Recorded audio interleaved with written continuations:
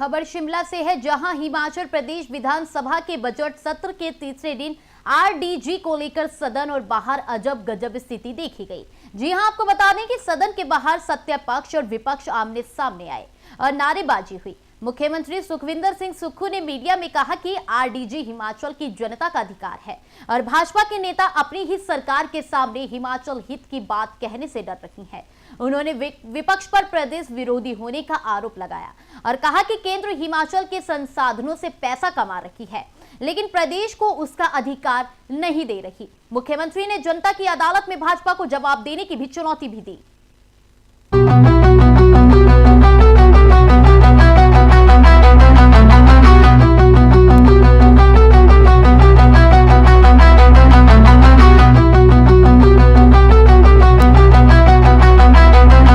लेकिन ये तो कुल मिलाकर के तमाशा है।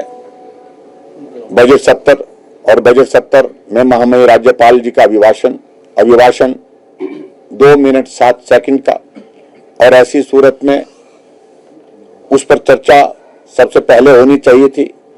उस पर चर्चा अभी तक हुई नहीं।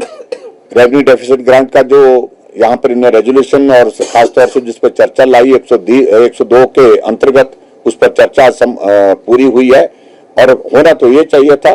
कल के बाद आगे बढ़कर के सत्र चलता और महामहिम राज्यपाल महोदय जी के अभिभाषण पर चर्चा होती। धन्यवाद प्रस्ताव जो गवर्नमेंट की ओर से आता है उस पर चर्चा होती, जिस पर सब इस तरह से बोलते।